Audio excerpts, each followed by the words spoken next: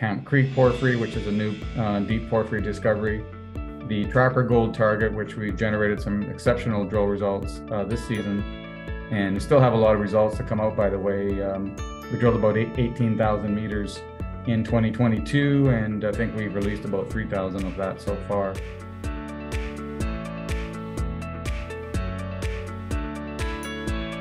Hello to viewers and welcome to Assay TV. We're connecting with Brixton Metals, who are developing world-class copper, gold, silver and cobalt assets across multiple jurisdictions in North America. And I'm really pleased to be speaking with Gary Thompson, CEO, President and Director of Brixton. So welcome, Gary. Hey, Adam. How are you doing today? I'm great, thank you. And thanks for joining us on the road as you've got a busy schedule at the moment. But look, let's get into some of the main updates for Brixton. There's some really interesting news flow at the moment in terms of the BHP investment that you've had. Why don't we start there? Could you tell us what's the dynamic? Yeah, so BHP, the world's largest miner, has committed to acquiring 19.9% of Brixton Metals Corporation. And I guess there's a bit of a caveat there because we have our second largest shareholder, which is Crescat Capital out of Denver, US. So they have the participation right as well. So we're just waiting for a notice from them whether they'll maintain. They're about, I guess, pre-financing, they're about around 14%. So it's pretty significant financing, both obviously the BHP that would work out to around perhaps 14 million, I guess. And if Crescat were to top up, the total combined financing with the two companies would be about 16 million Canadian. Pretty significant financing for the company, and puts us in a strong position going into the end of the year, and obviously set up well for 2023 for drilling on our Thorn project. Which most of the proceeds will be directed towards Thorn and chasing the copper gold targets that we have, and on a massive project that we're working on there. Yeah, absolutely. It's great news. In terms of what BHP can bring in addition to the capital, there's a strategic piece here. Yeah, for sure. I mean, we are. I guess on closing, we'll form a technical committee. So it'll be 2 members from BHP and 2 members from Brixton. So we're looking forward to that. Obviously, BHP has very deep expertise in mine development and porphyry deposits. And they also have a very large geophysical department.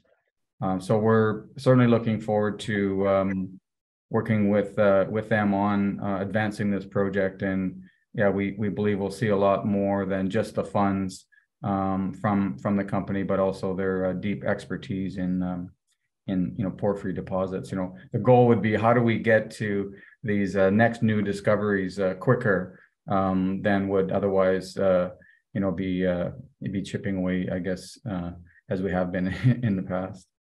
Yeah, absolutely. So a real accelerator, perhaps, for the projects, indeed.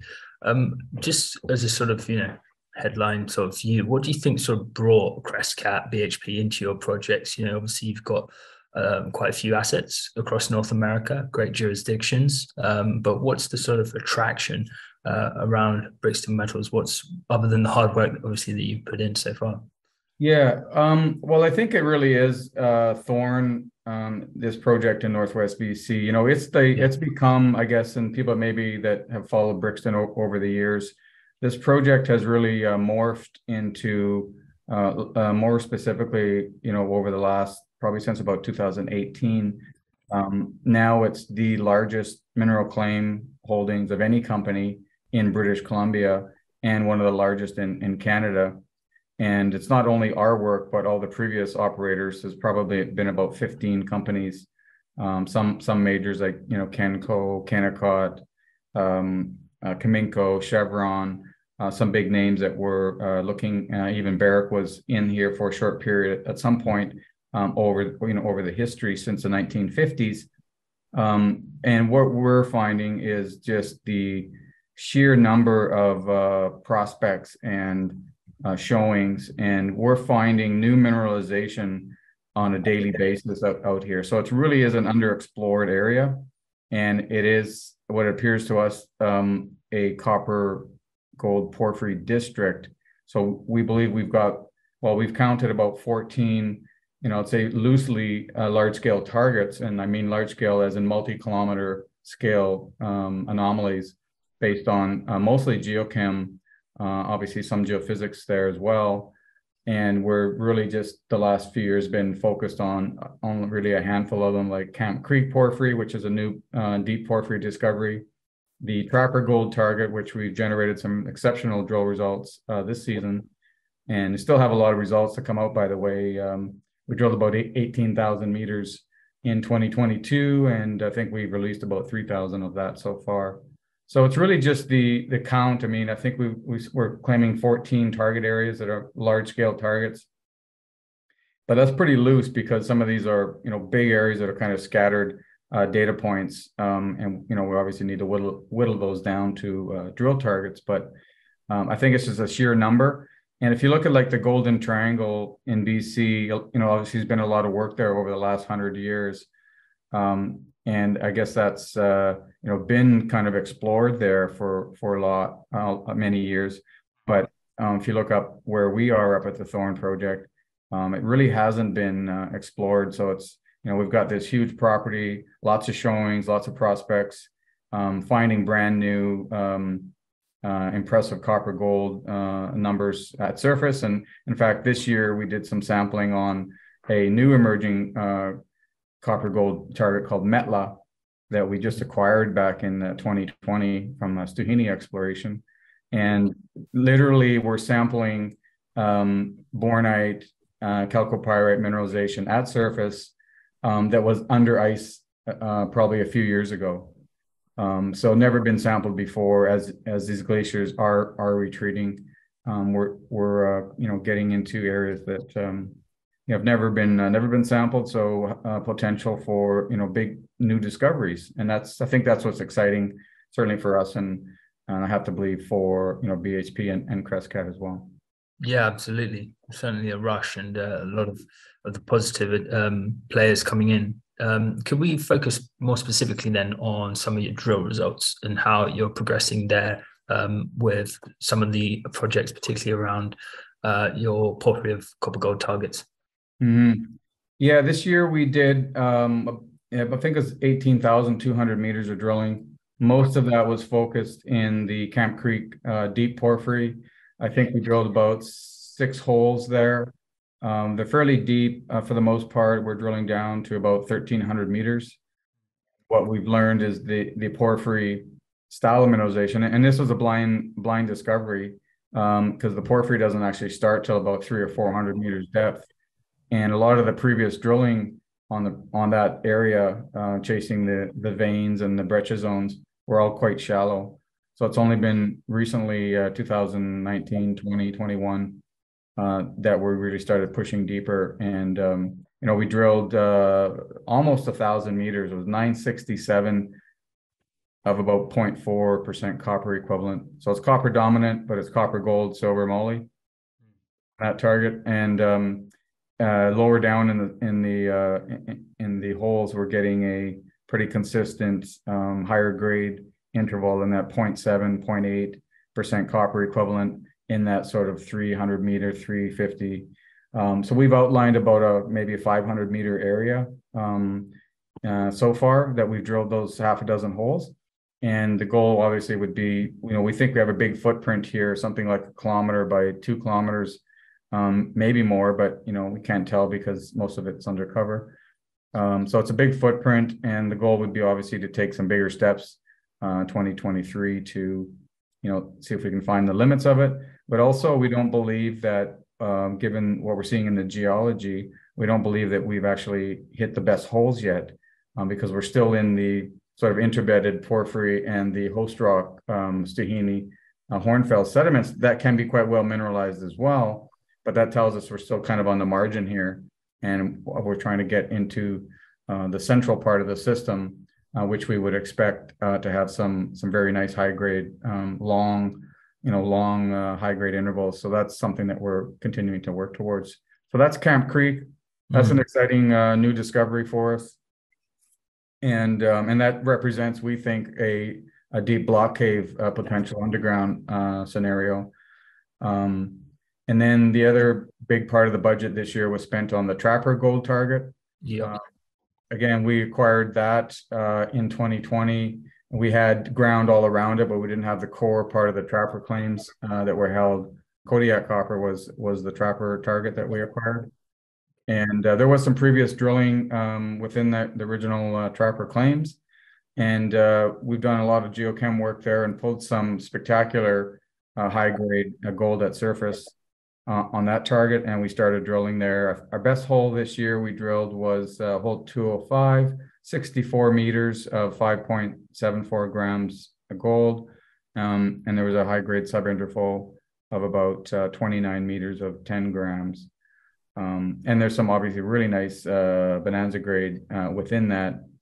And that's fairly shallow. We're seeing mineralization at surface. I think we've drilled down to 300 or 400 meters at the deepest so far. So we're still learning about the system there. It's a little bit different than the Camp Creek in the sense that we have similar age diorite, sort of porphyritic kind of unit that seems to be related to the mineralization, but the style of mineralization at Trapper is different. The gold, primarily, we're seeing visible gold, a fair amount of visible gold in the drilling, and we're drilling on the sort of the contact between the diorite and the older Sahini group volcanics, as a mafic lapilli tooth, and we're still learning about that, where it kind of goes. It's it's a good round this year. We had obviously some drilling last year. I think we drilled about, I want to say about 50 holes there this year. So fairly shallow drilling for the most part. And we've got a pretty good sizable area so far, something in the neighborhood of 350 by 400 meters that we've identified that seems to be fairly well continuous. And obviously we'll look to expand on that. We're still trying to figure out where does it go at depth. There is some structural complexity to the target, and we're trying to work through that as well to vector into more, I guess, more high grade. Yep, fantastic. So it's really interesting how much you've got going on.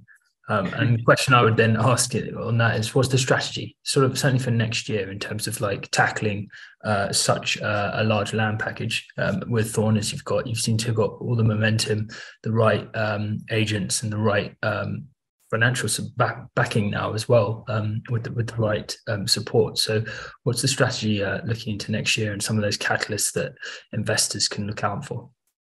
Well, I guess from my perspective, I mean, we've yet to get through a lot of that data. Like I said, we've got 15,000 meters of drilling to come through and then process all that and figure out what that tells us. There's some geophysical data that we're going to reprocess from additional data we collected this year and from last year. So trying to combine all that information to help vector to the next steps.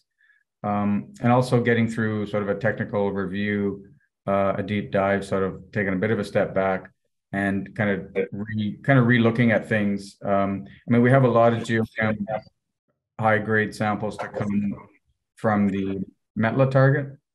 So we want to get that in hand before we really make any decisions. But I think broadly speaking, I think geochem has been working quite well. Surface rock samples and soil samples seems to be working quite well here. So I would expect to see more of that.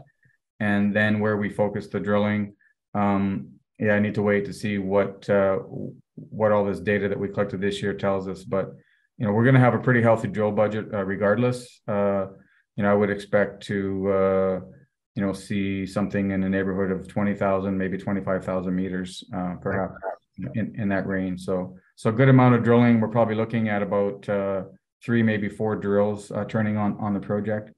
So I think 2023 is going to be a big year. We've certainly been ramping up over the last several years, and hopefully keep that momentum going and really get at it and see what else we can discover, because there's no shortage of targets on the Thorn project. Excuse me. Yes, absolutely. And indeed there are. Well, Gary, look, thanks very much for giving us the update on Brixton. Some really good news there and some exciting end to the year in terms of looking forward to getting these results back in. So you know where to focus the energies in 2023. So thanks for speaking with Assay TV. Very good. Thank you very much. Appreciate it.